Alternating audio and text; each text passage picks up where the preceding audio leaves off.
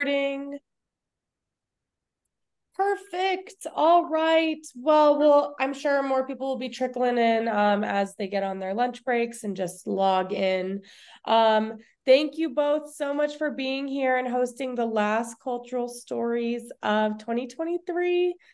So exciting to have both of you. And again, thank you so much for the time and effort that you put into this.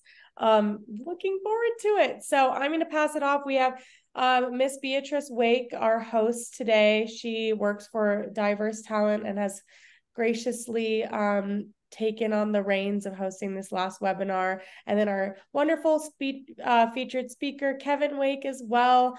So Miss B, I will pass it to you. I'll keep my camera off and pop bang it at the end, but thank you guys so much. Thank you, Ellie.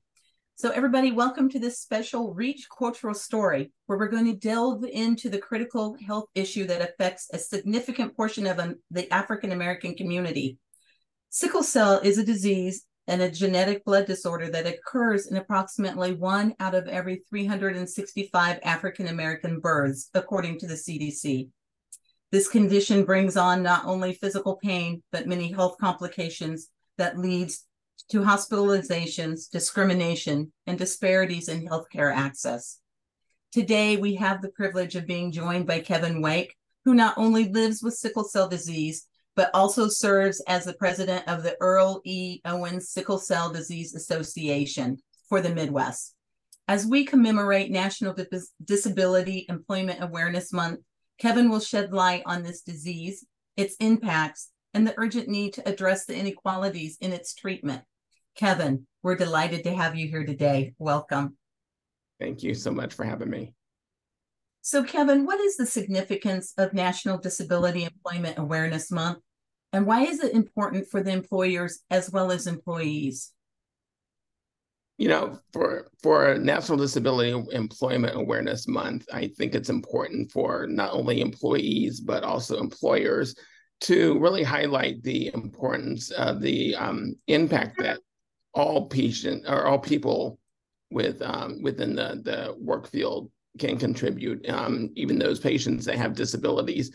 Through my 23-year career, I never really thought too much about disability. And after having some medical complications with my sickle cell and having to take an early retirement from my career on a medical disability, and through my work as a patient advocate, I've really come to realize that disability and patient empowerment is so important for the workforce, not only for the individual, but also for all the employers out there. Absolutely. So Kevin, tell us about sickle cell. What is sickle cell disease? Well, as you said in the introduction, sickle cell disease is a genetic blood disorder. So you're born with this. It affects the red blood cells of individuals. So normally a red blood cell is round, it's flexible, and it lives about 120 days in your body. Red blood cells carry oxygen throughout your body for all of your organs. A patient who has sickle cell disease, a portion of their red blood cells are shaped like a banana or a crescent moon, or an old-time farm sickle. And that's the way the disease got its name. These cells also only live about 10 to 20 days in the body. So individuals with sickle cell disease are constantly rebuilding blood, and so they're usually anemic. But because of the way the cells are shaped, also they're rigid, they hook onto each other, and so they cause multiple complications throughout the body for those patients with the disease. So you were diagnosed as a child in a really unfortunate way. Tell me how your brother, David, led to your own diagnosis. Sure. I was diagnosed in 1969, and it was on the heels of my older brother, David, who was 2.5 years old at the time. He passed away suddenly, and on his autopsy, it was discovered that he had sickle cell disease. It was an undiagnosed condition that he lived with, and he died from complications of that disease. And so about 2 or 3 days after David passed away and the autopsy results came in, I was tested for sickle cell disease. And I too was diagnosed with sickle cell disease at that time. My parents were told that they had already beaten the genetic odds and they wouldn't have any more children with the disease. And so my younger brother, John, was born about 2.5 years after that. and he was diagnosed as well with sickle cell disease at birth. So all three of my parents' children had the disease. So you've been living with it for your entire life. Right. Yeah, I'm 55 years old, and I'm not afraid to share that with anybody. And I've had my complications, my trials and tribulations with the disease. Both my brothers have passed away from complications of the disease as well. But I feel very fortunate that I've lived for 55 years and love what I do now as a patient advocate. And it also reminds me of the appointment that I had when I was in high school, and our own physician told us that we most likely wouldn't live past the age of 25. So I've defied all those odds, and I've exceeded my expiration date by more than double. Yes. So Kevin, how does this affect your health? One thing I'm really aware of is what is called the pain crisis. Can you tell us what that is? Sure.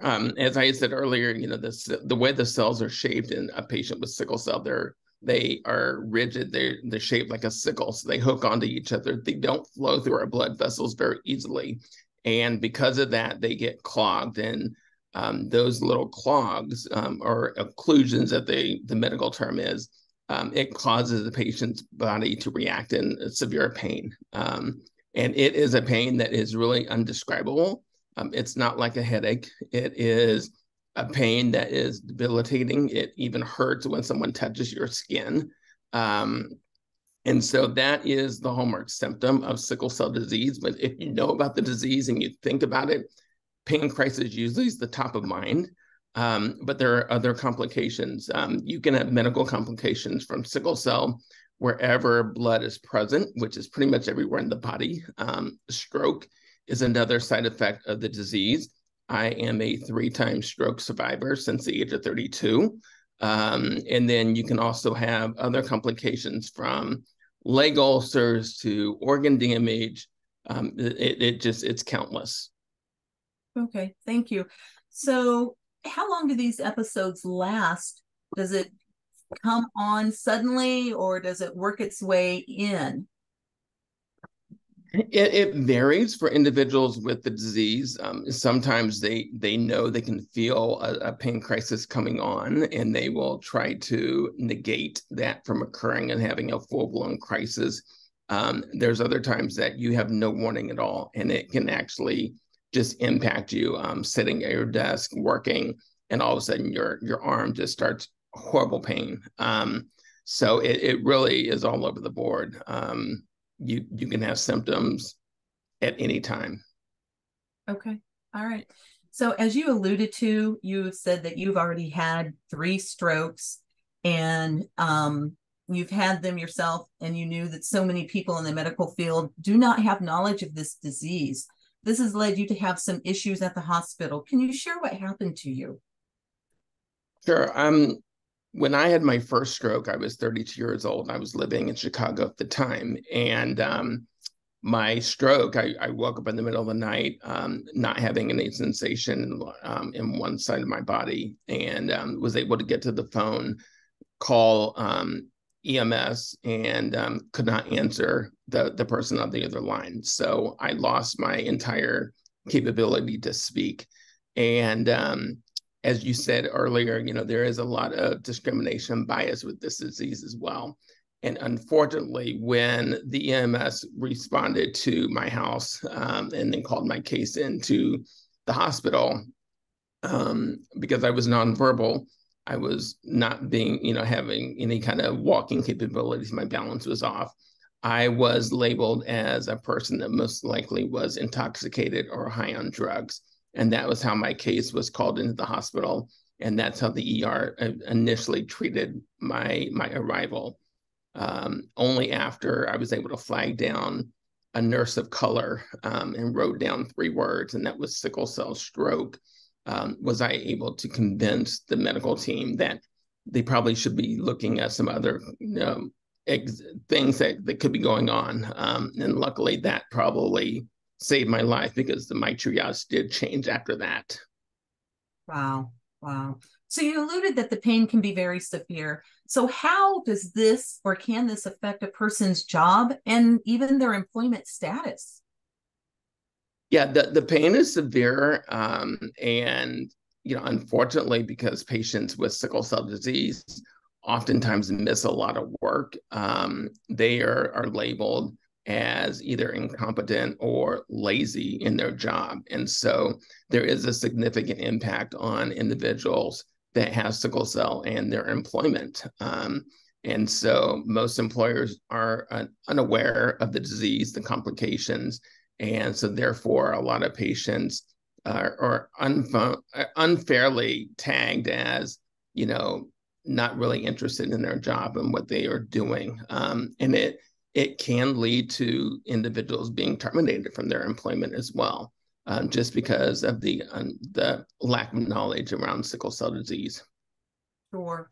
So is there any way you can manage that pain or eliminate it altogether?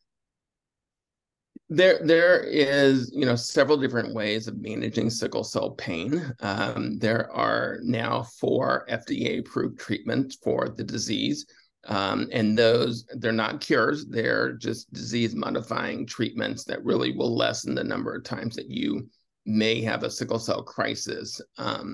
Individuals also learn from an early age what some of their common triggers are. For me, stress is a huge trigger. So if I avoid triggers, then I will have fewer crises. And then there are also other ways of managing the disease. Since I've had 3 strokes, I now get exchange blood transfusions. So I go into the clinic every 6 weeks, and I receive 7 units of blood as a way to mechanically keep my sickle cell percentage at a low rate. So that is ongoing, and I'll probably undergo that for the rest of my life. There are other treatments that are currently being investigated and are near approval. Gene therapy is one that could be a possible cure for sickle cell patients. And then there's other management tips that sickle cell patients do. Anything from heat management, sitting in a warm tub of water, heating blankets, meditation, things like that, journaling, all those things that can take your mind off of the pain is a way to really help you manage that pain and how it's affecting your body. Right. Okay. So there's also studies that have been shown that Black and brown people are not believed as often as white people in the hospital. So that also adds a layer of complication, I would assume. Yes, it does. There's such a general lack of knowledge overall in regards to sickle cell, but because there is that misunderstanding that people of color experience pain and have a different level of pain tolerance than other people, we're oftentimes not believed at our pain. When I go to an ER and I present and I say my pain is like an 11 on a scale of 1 to 10, I've gotten the response, "Oh, your pain can't be that high."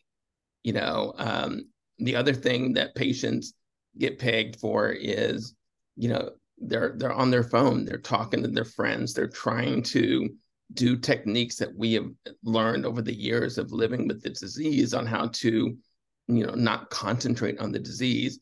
And in turn, that's interpreted as we're not in that much pain if we're able to do that. So unfortunately, we do get pegged as people that aren't having the pain that we say we're having. And oftentimes that leads to a delay in our treatment in the ER. Right. So what should a person or a coworker do if they come in contact with a person who's experiencing debilitating pain, whether it's sickle cell or any other type of disease?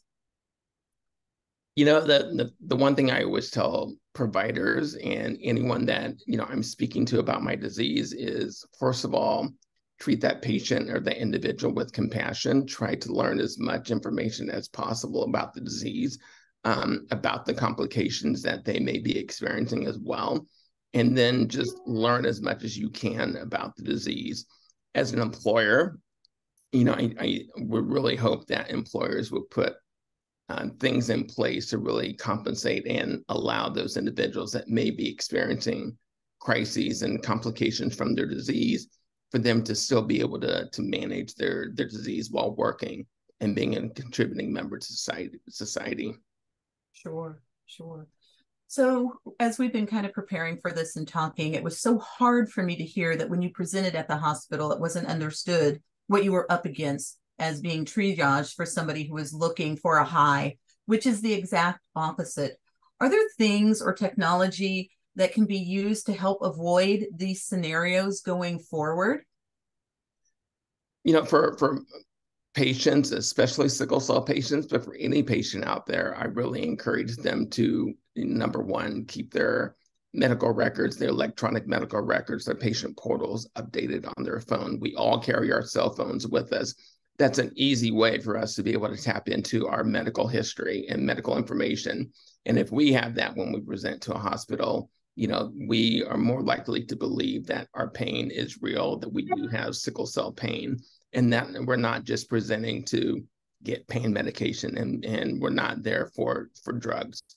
I also wear a bracelet now that has my diagnosis and my emergency contact information on there too. So if I can't get into the phone, if I'm nonverbal, something on my body will show that I have sickle cell disease, and maybe I'll be more likely to be believed as well.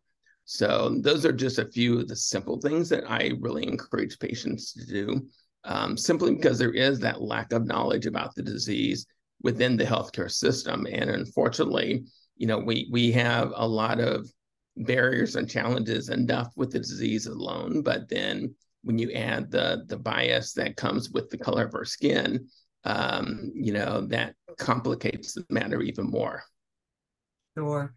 So you alluded to part of the issue that the disease is not so common with doctors and nurses. They're not familiar with sickle cell disease, sickle cell trait, and other rare diseases. Is the training for these doctors and nurses improving, or has it improved over time? I would have hoped that we'd see even more training available to all medical personnel by now. The sickle cell was first identified in 1910. And we are still talking about the issue of people just not being aware of the disease. And granted, because it is a rare disease, there's only about 100,000 patients in the US that have this. But worldwide, this is the largest genetic blood disorder out there. So, there really needs to be more education with regards to that for medical personnel. The other thing is, I think, patients, and that's one thing I do as an advocate, is really try to raise awareness with healthcare providers and talk to individuals to put a face to the disease.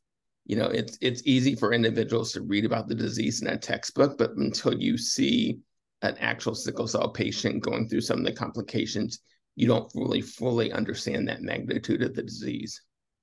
Sure. And so in Missouri, Kansas, and Colorado, I think that's where most of our audience is from. What does that look like? In terms of the numbers of patients, like I said, it's a rare disease. So, that there are the numbers that sickle cell impacts is really kind of low. In the state of Missouri, we're looking at maybe 2,000 individuals that have sickle cell disease. In Kansas, about 700.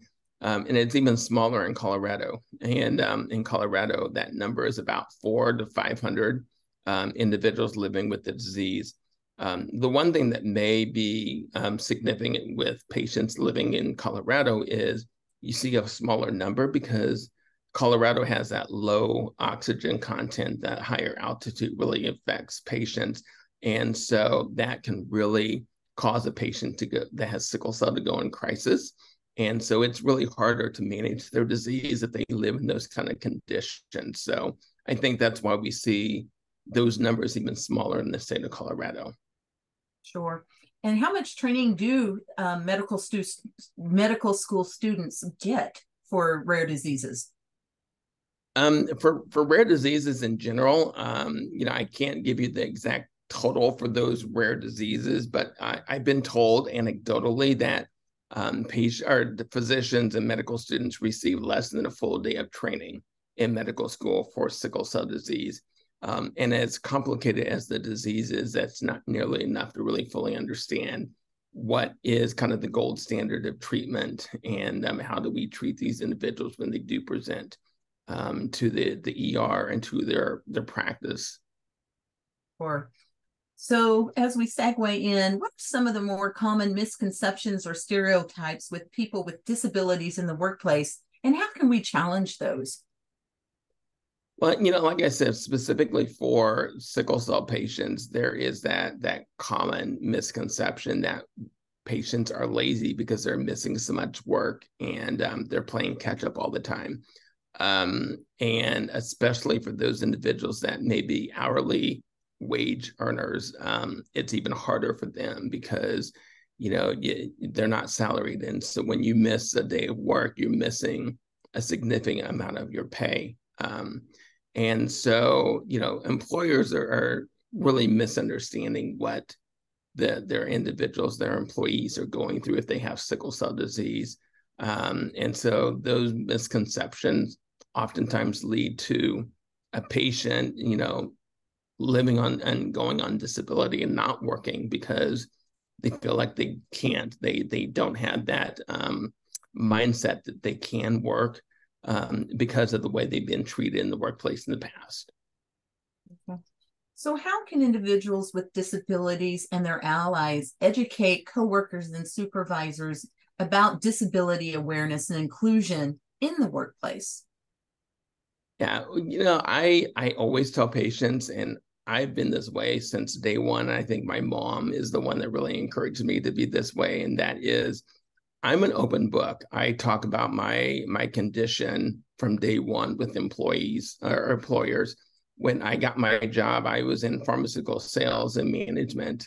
And I brought that up on my interviews that, I had a medical condition that could impact some of my work days, but it didn't impact, my passion for the job. And so I openly and honestly tell people about my disease. Even people in my life, I tell them from day one, because I don't want them to be surprised when I do get sick, that this is just coming out of the blue.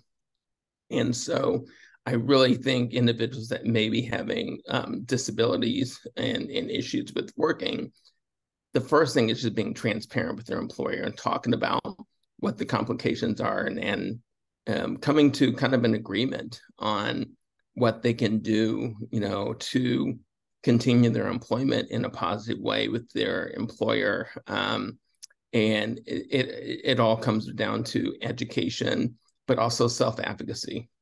So I think it's really important that we just openly talk about our condition and our complications, and come to an agreement going forward. Sure, sure. And so I know you've had some unique challenges that you've had to face in the workplace due to your condition. And how have you navigated that? Yeah, I've had multiple challenges, from missing days of work, being in the hospital for a crisis when I had my stroke. That was a challenge as well. But like I said, I was an open book with my employer from day one. And so pretty much all of my management that I reported to knew from the very early stages of my career that I had this condition, and also working in the medical field, that kind of gave me an advantage as well. So I had some great understanding from my employers, and they were able to, really kind of structure my work schedule to where it was accommodating to me. If I was sick, I could go home early. I wouldn't always have to take a full day off of work. They would let me work from home, give me assignments that I can do at home when I was up, willing and capable to do it. So, I did get a lot of liberty with my job, but I do also think a lot of that was the type of employment that I had, being in the health field. So that gave me an advantage that so many other patients don't always get. Right. And also help manage with that. So, can you share a success story or a turning point in your career where you felt that your disability was understood and accommodated effectively by your employer?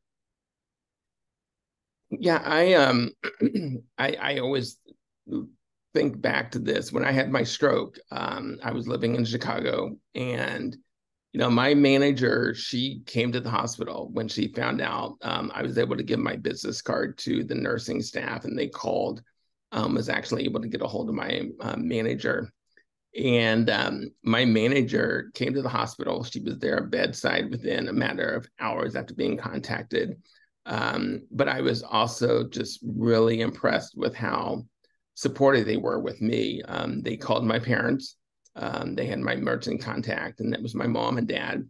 They called them and let them know what was going on, but they went above and beyond and even arranged for my mom to fly into Chicago.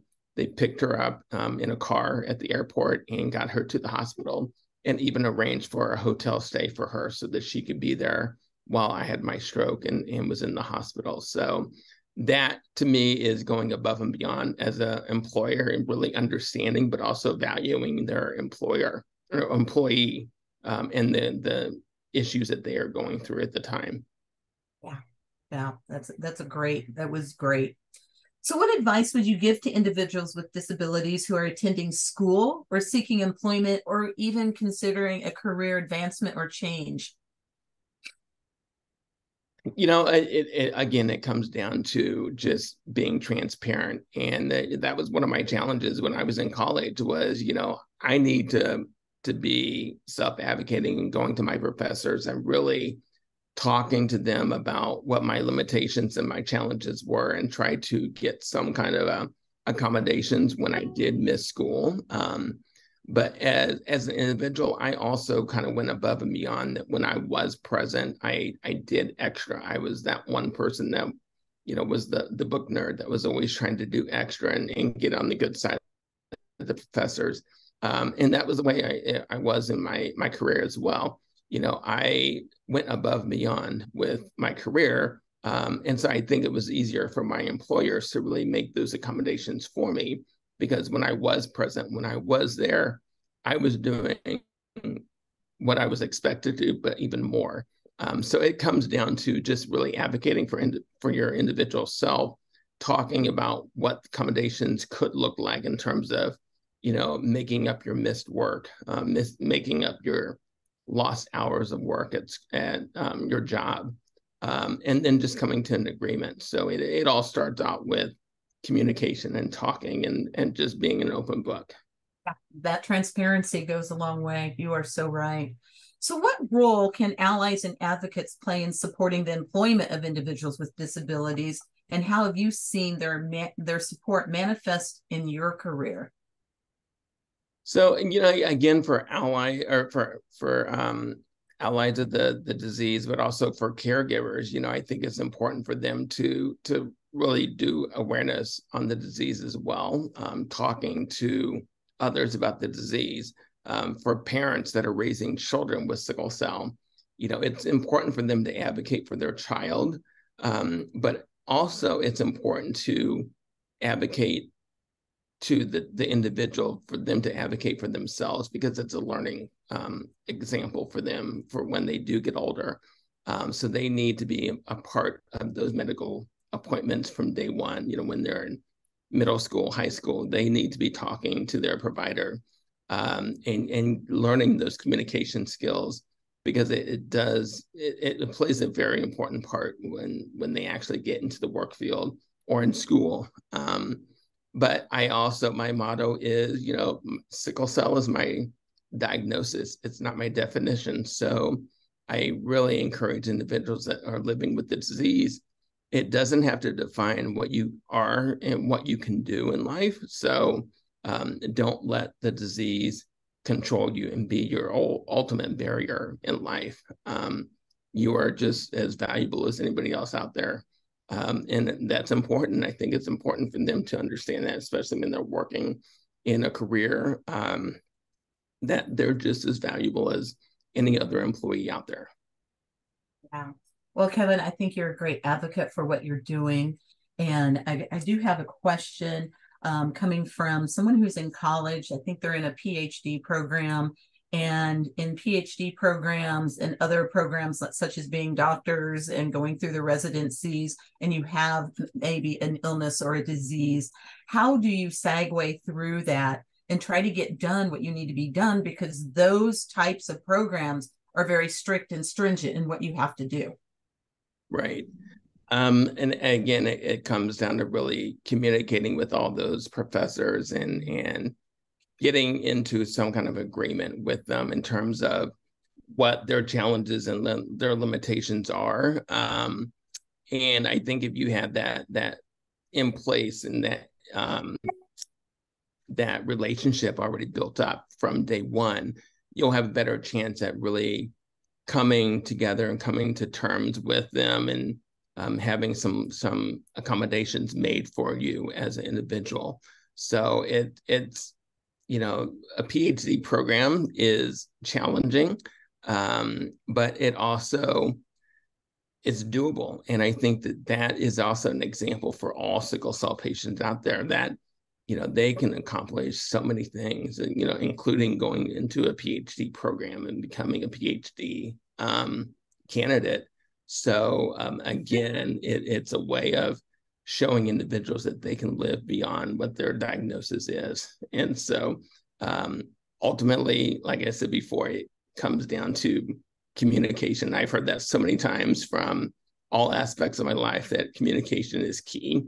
And when it comes to this and working with your teachers, your professors, or even your employer, it comes down to talking to them and really coming to an understanding of, I'm here for you, but you need to also support me in my endeavors as well.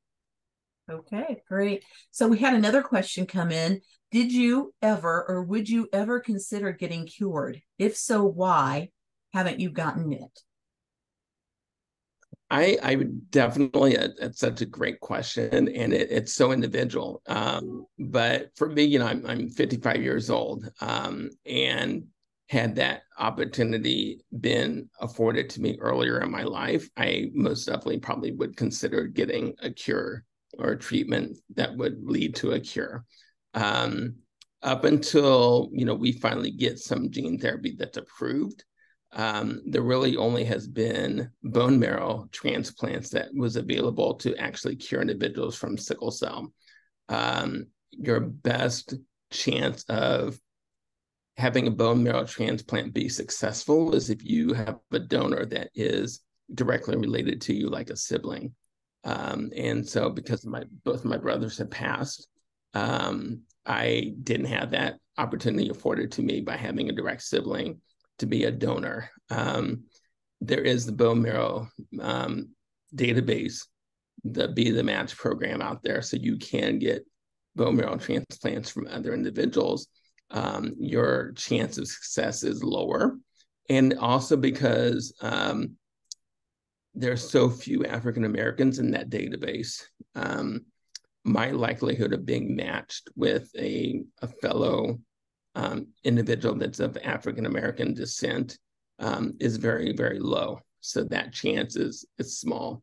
If I look at gene therapy, I'm excited about gene therapy. I think it has a lot of excitement on the horizon for all sickle cell patients, especially younger patients. But it's not an easy process. It's, there's up to a year of conditioning where you have to go through chemotherapy, and then you get the transplant, and then you have up to 15 years of follow-up therapy as well. At my age of 55 and how well I've been able to manage my disease, I don't know at this point in my life if that would be worth my time to go through that process and the risk factors associated with it. But it would definitely be, if it was available for someone that's older, I would definitely consider doing it and look into it more. Okay. So along that line, you mentioned that for your part of your therapy is that you get blood transfusion about every 6 weeks, about 7 pints of blood. You call it your oil change. So how has that affected you? And do you recommend people giving to their community blood banks? And then how do they type you so that you get the right blood so that you're not attacking your own system? Right. Yeah, I ever since I had my second stroke in 2017, I do go in for my monthly oil change. And I call it that because it's easier for people to understand what that is. But it's an exchange transfusion where I have a port that has 2 chambers. And so I have blood taken out at the same time that I get donated blood given to me. So it's a way for them to filter out my sickle cell blood and give me good red blood cells. I do receive, now I'm down to 7 units a month.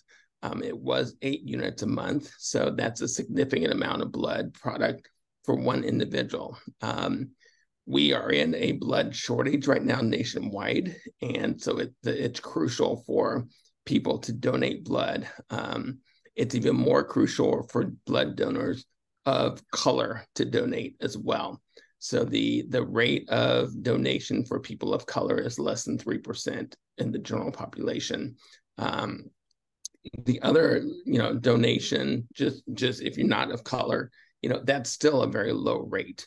And so people don't always think of chronic conditions as needing blood transfusions as a way to manage their disease. When you think of blood donations and why blood is needed, you think of surgeries and car wrecks and mass casualties. And there's a significant number of patients that require blood transfusion on a regular basis just to manage their disease. So, I'm one patient that requires 7 units of blood on a monthly basis. So that's significant. And if you multiply that by all the patients out there, both trauma victims as well as chronic disease victims, there's a great need for blood donations. So please, if you're a blood donor and you are able to donate blood, do so, because the need is great and it's always there.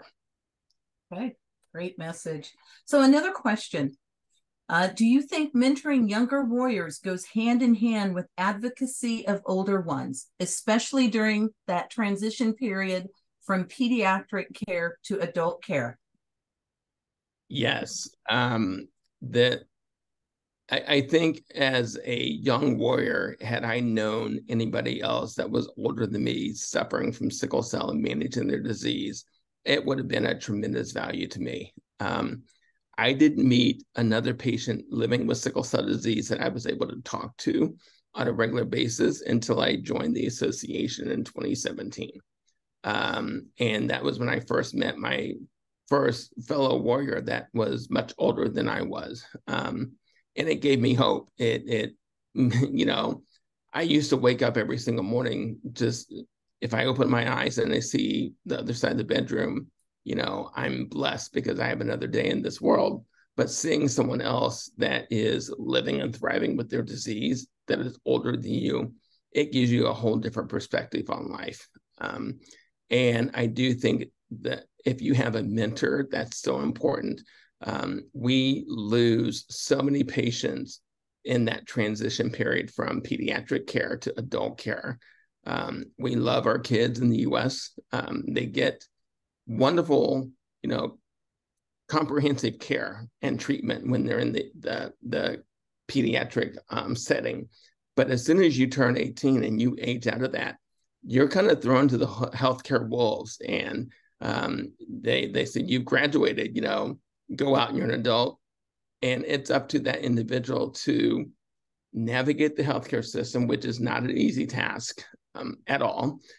And, you're 18, you're still trying to navigate school. You're trying to navigate your first apartment, pay your first bills, navigate being a young adult, making friends. So it's just one more thing that's added to your list. And unfortunately, patients oftentimes end up treating their disease by symptoms and not being proactive in their management of their disease.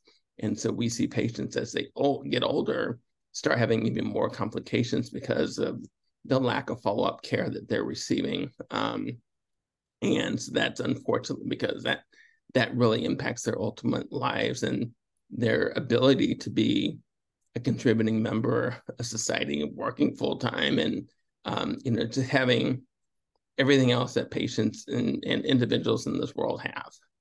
Yeah. Well, it sounds like you didn't have a lot of what they have now, so that you have those people that can go hand in hand and working and mentoring. It sounds like your mom did a great job in helping you do self-advocacy. I know that when you were smaller, you probably missed a lot of school. And so it was just, you guys and your parents, and that would have been hard to find somebody else. So kudos to your mom. What advice do you have for caregivers who are raising a child with sickle cell disease who may sometimes be discouraged from the frequent hospitalizations, the frequent time that they've got to take off work, trying to find others to help them so that they can get to work? What is your thoughts on that? Yeah, I mean, it's so complicated for, caregivers and also for pediatric kids, and really understanding that, this is part of their life, missing school, missing time away from their friends. I can remember, several birthday parties when I was growing up that I had to miss because I was in the hospital or I was sick, and couldn't, I didn't feel like I was part of the crowd like I wanted to be. And so I just really encourage caregivers, especially, to not give up. There's so many more resources out there in terms of community resources, like our association, excuse me, that have opportunities for, caregivers as well as patients to come together and share their journeys. There's a lot of commonalities in our patient stories, and when you know that you're not on that journey alone, it makes a difference. So if you have a warrior or a care partner that really can talk to you about what they're experiencing, you just have a different outlook on life. And so you can also learn from each other. And, I've learned so much from other sickle cell patients, even as an adult in my 50s. I'm still learning on different tips of managing my disease and things that people are doing that really helps them. And so, there's so much you can gain from other people. So I really encourage them to reach out to community resources, go through your social work network at the hospital to learn about opportunities for you to come together as a community. Because we're a small community, but we're mighty. And it really takes all of us to come together to kind of fight this condition and manage it. Sure. So you alluded to that your mom and your dad both had the trait, which causes a majority of maybe, I'm not sure the percentage, 75% chance, the odds are that you would have a child with a disease. Did they have any issues with the trait as they were growing up, or it was so back in the 50s and 60s where, you're just, you get up, you're just, it's a cold, you'll get over it, that type of a thing, when they were having, maybe complications, but really they weren't complications way back then? I'm sure my parents, as trait carriers, had some symptoms, from time to time that they just chalked it up, as you said, as a cold. My dad was a dairy farmer. My mom was a nurse. They worked hard. They had careers out there. And so, if they did have symptoms, they didn't know they had symptoms. It really wasn't talked about a lot back then too. When I was born, sickle cell was just starting to hit the media and starting to be talked about. And so, because sickle cell is a recessive trait disease, both parents have to have the trait to pass it on to their child. And if you have two parents that have the trait, there's a 25% chance with every single pregnancy that they'll have a child with the disease. And so my mom was always, she was gracious. She was a wonderful caregiver. I am blessed to have had her in my life to really, show me the way. But I know that mom always got, discouraged that all her kids had the disease, and she actually felt guilty about that. And so when I was in high school, I used to tell mom, I said, let's go to Vegas. You've beat the genetic odds, so you're an odds beater. So, we can really strike it rich out in Vegas. She didn't see the humor in that, but, I really tried my best to get her to laugh about the situation because, once it happens, you have to find positives in it and move forward. You can't wallow in the sorrow, the guilt. You have to live your life the best you can with knowing what your limitations are. Sure, sure. So another question has come in. How did you learn to recognize what your triggers were? A lot of trial and error. I, from an early age, you learn very quickly that, like for me, going out in the cold I'm not a winter person at all. And it makes sense now when I look at the mechanics of the disease. When you go in the cold, your blood vessels constrict, they get smaller. It makes that blood flow even harder. So when it's cold outside and the snow is on the ground, I most likely will have a crisis. So it didn't take too many crises for me to understand that, yeah, I probably shouldn't be going out in the cold weather and playing in the snow. As I got older into school and into my career, that's when I really figured out that stress was a huge trigger of mine. And it always happened when I would have a crisis in the middle of like multiple projects going on. So I learned very quickly, and as an individual with the disease, you learn what your trigger is because you have a pain crisis afterwards, and so it's very easy to track back to your trigger. And we are told from an early age to avoid your triggers once you figure out what that is, or try to mitigate those triggers. And so, it's something that you learn by trial and error over time. And every patient is different. I always say, once you see a sickle cell patient, you've seen a sickle cell patient, because we all present differently. My triggers of cold, stress may not be the same trigger that, Joe Blow down the road that has sickle cell may have. He may have something totally different.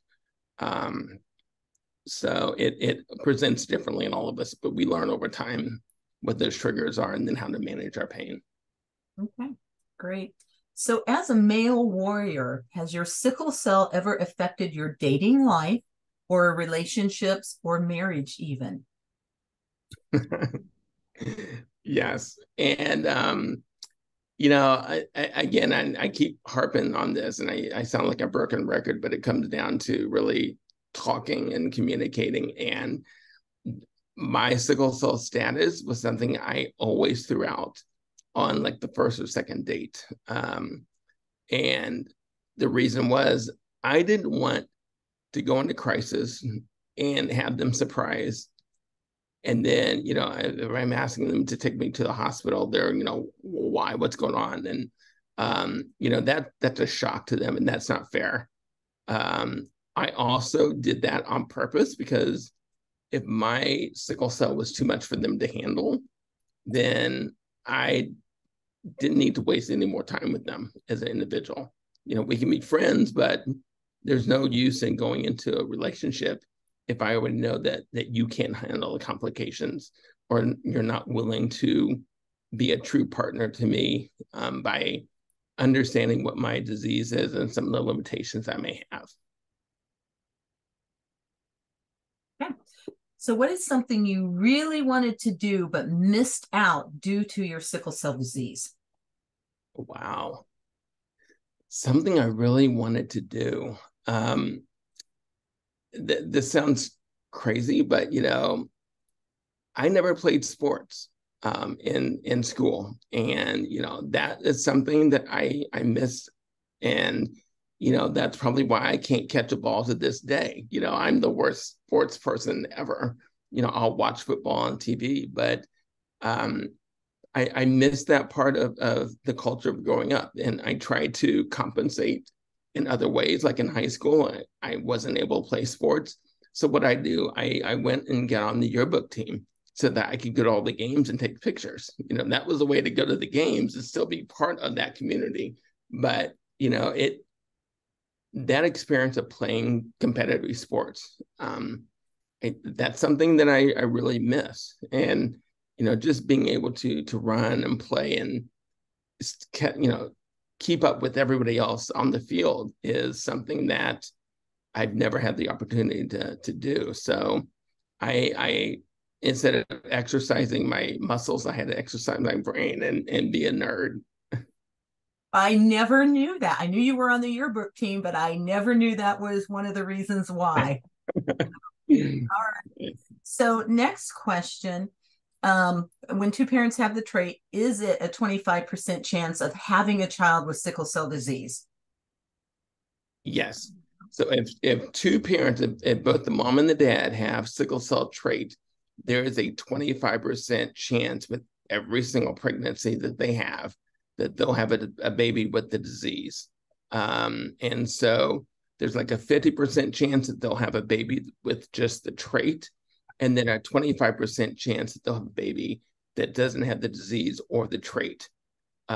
So yeah, that 25% chance and that likelihood, if both parents had the trait, is it sounds small, but like I said, there are some parents that they beat the genetic odds, and like mom and dad, every one of their kids had the disease. So you can't say if you have the trait, your husband or wife has the trait, and you have a baby with the disease, that you're not going to have any more children with the disease. It's with every single pregnancy. Yeah. So it's a concern. And and for people that have the trait, knowing your trait status is so important, because having the trait most of the time is you don't have any symptoms from it. You may have symptoms if you put your body in a condition to where you're depleting the oxygen or you're exercising extremely hard. So there are some complications that you can have with the trait, but they're rare. So most people with the trait don't even know they have the trait. And if you don't know that trait status and you have a child, you're just rolling the dice. And so it's important if you're childbearing age to really make sure that you understand what the trait status is. In the US, sickle cell does affect primarily African Americans, but it's not just a disease that affects Black people only.